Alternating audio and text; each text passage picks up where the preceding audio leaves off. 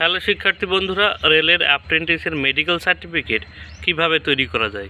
বিভিন্ন জায়গায় রেলের অ্যাপ্রেন্টিসের কিন্তু ডিবির রেজাল্ট দিয়েছে, যেমন সাউথ ইস্টার্ন, ইস্টার্ন, তাছাড়াও বিভিন্ন জায়গায় কিন্তু রেলের অ্যাপ্রেন্টিসের রেজাল্ট দিয়েছে। এবং তোমরা ডিবির জন্য যারা ডাক পেয়েছো তাদের কিন্তু একটা ইম্পর্টেন্ট ডকুমেন্ট, সেটা হলো মেডিকেল সার্টিফিকেট। এই মেডিকেল সার্টিফিকেটটা কিভাবে তৈরি করা যায় খুব সহজে, আমরা কিভাবে তৈরি করেছিলাম বা আমি কিভাবে তৈরি করেছিলাম, আজকে এই ভিডিওর মাধ্যমে জানাবো। ভিডিওটি অবশ্যই তোমরা প্রথম থেকে শেষ পর্যন্ত দেখবে। সার্টিফিকেটের জন্য তোমাদের কিন্তু একটা ফরম্যাট দিয়ে দেওয়া হবে অনলাইন থেকে, তোমরা সেটা ডাউনলোড করে নেবে তোমাদের যেখানে ডিবি রেজাল্ট দিক না কেন সেখান থেকে, ঠিক আছে। প্রথমেই দেখতে পাচ্ছ ক্যান্ডিডেটের নাম, অর্থাৎ তোমার নামটা এখানে লিখে দেবে, তোমার বাবার নামটা এখানে লিখে দেবে, ক্যাটাগরি অর্থাৎ তুমি এসসি এসটি না জেনারেল সেটা লিখে দেবে, তোমার ডেট অফ বার্থ লিখে দেবে, তোমার ট্রেড অর্থাৎ তুমি কোন ট্রেডে আইটিআই করেছো বা কোন ট্রেডে অ্যাপ্লাই করেছো অ্যাপ্রেন্টিসের জন্য সেই ট্রেডটা লিখবে, ঠিক আছে। বলছে পার্মানেন্ট আইডেন্টিফিকেশন নাম্বার, অর্থাৎ তোমার কোথাও কোনো কাটার দাগ বা তিল আছে কিনা সেটা দেবে। এরপর দেখতে পাচ্ছ এইখানে একটা ছবি তোমার কিন্তু দেখতে পাচ্ছ এখানে কিন্তু লাগাতে হবে, হ্যাঁ।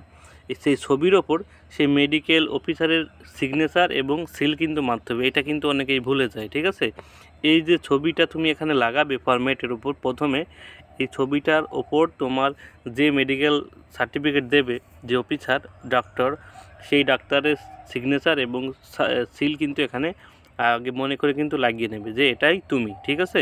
নাহলে কিন্তু তোমার মেডিকেল সার্টিফিকেটটা কিন্তু অ্যালাউ করবে না, ঠিক আছে। এখানে দেখতে পাচ্ছ বিভিন্ন রকম ফিটনেসের কিন্তু পরীক্ষা নিরীক্ষা তোমাকে করতে হবে। দেখতে পাচ্ছ এখানে তোমার আই টেস্ট, তোমার ইউরিন টেস্ট, তোমার হার্ট টেস্ট, ঠিক আছে। বিভিন্ন রকম তোমার চোখ টেস্ট, ঠিক বিভিন্ন রকম ফরম্যাট তুমি এখানে দেখতে পাচ্ছ, এগুলো কিন্তু আমার এখানে লেখা আছে, ঠিক আছে। তারপরে তোমার স্কিন টেস্ট, তোমার স্পিচ টেস্ট, ঠিক আছে। দেখতে পাচ্ছ এই সব টোটাল কিন্তু এখানে দেখতে পাচ্ছ টোটাল 13টা টেস্ট কিন্তু এখানে লেখা আছে, ঠিক আছে। এবার এই 13টা টেস্ট করতে কিন্তু তোমার মিনিমাম 4-5 দিন সময় লেগে যায়, ঠিক আছে। তুমি যদি এবার এই টেস্টগুলো তুমি যদি যে কোনো বেসরকারি হসপিটালে যাও তাহলে সেখানে কিন্তু তোমার অনেক টাকা লেগে যাবে, ঠিক আছে। এবার এটা কি করতে হবে, আমাদের যেহেতু পার্মানেন্ট জবও নয়, এটা শুধুমাত্র 7,700 টাকা স্টাইপেন্ড দেবে।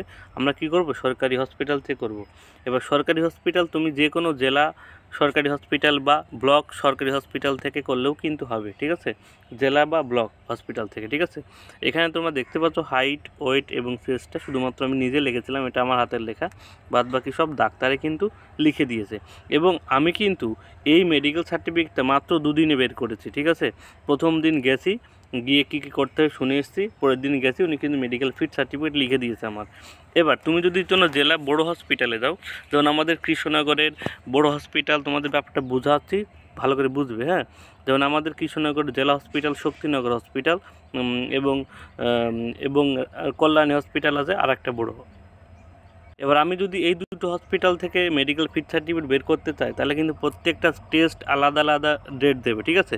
ঠিক আছে, আজকে 3টে টেস্ট হলো, কালকে 3টে টেস্ট হলো, পরশু দিন আরও 3টে টেস্ট হলো, ঠিক আছে। টোটাল কিন্তু 5-6 দিন তোমার সময় লাগিয়ে যাবে। এবার মেডিকেল যে ফিট সার্টিফিকেট দেয় সে হয়তো একদিন আসেনি, তার জন্য 2 দিন ঘুরতে হবে, ঠিক আছে। এবার আমি কি করলাম, আমার এক বন্ধু আমাকে বুদ্ধি দিল, ভাই তুই এটা না করে তোদের যে ব্লক হসপিটাল আছে, আমি সেই ব্লক হসপিটালে চলে গেলাম, সেখানকার মেডিকেল অফিসারের সঙ্গে কথা বললাম। উনি বললো ঠিক আছে, তুমি কালকে শুধুমাত্র তোমার হলো বিপি টেস্ট আর হলো তোমার ইসিজি টেস্ট এবং 2টো ব্লাড টেস্ট, এই শুধুমাত্র 4টে টেস্ট তুমি শুধু করে নিয়ে এসো, আমি তোমার ফিট সার্টিফিকেট লিখে দিচ্ছি। তুমি দেখতে পাচ্ছ আমি কিন্তু ব্লক হসপিটালে গিয়েছিলাম, আমি জেলা হসপিটালে যাইনি। তোমরা হয়তো দেখতে পাচ্ছ একটু অস্পষ্ট দেখা যেতে পারে, এখানে লেখা আছে block medical officer of health Krishnaganj Nadia, ঠিক আছে। অর্থাৎ আমি ব্লক যে হসপিটালগুলো থাকে সেখান থেকে মেডিকেল ফিট সার্টিফিকেটটা নিয়েছিলাম। এখন তার সিগনেচার এবং তার রেজিস্ট্রেশন নাম্বার সবগুলো কিন্তু তোমরা এখানে দেখতে পাচ্ছ, ঠিক আছে। এভাবেই তোমরা একটা মেডিকেল ফিট সার্টিফিকেট যে কোনো ব্লক হসপিটাল থেকে মাত্র 2 দিনের মধ্যেই তুমি নিতে পারবে। এবার তুমি যদি জেলা হসপিটাল থেকে নিতে চাও, বড় হসপিটাল থেকে, সেখান থেকে মিনিমাম 7 থেকে 8 দিন বা তোমাদের 10 দিনও সময় লেগে যেতে পারে।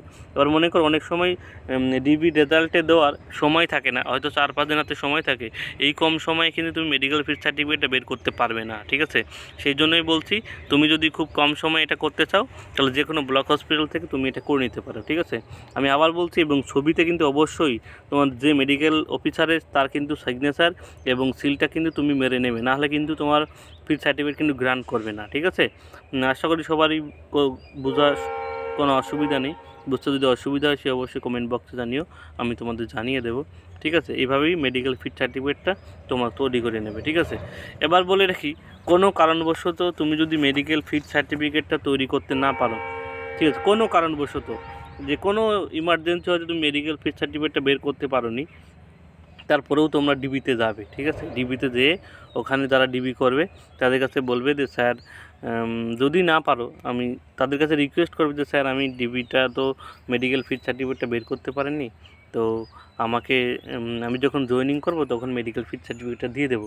তারা যদি অনেক সময় তারা কিন্তু মেনে নেয়, আমি তোমাদের সুবিধা দিতে অনেক সময় তারা মেনে নেয়, তারা বলে ঠিক আছে তুমি জয়েনিংয়ের সময় মেডিকেল ফিট সার্টিফিকেট দিয়ে দিও। ঠিক আছে, যদি কারো বাই চান্স এমন হয় সে এটা করো, কিন্তু তুমি যদি অ্যাপ্রেন্টিস করতে আগ্রহী হয় কিন্তু ডিবিটা তুমি কিন্তু মিস করো না।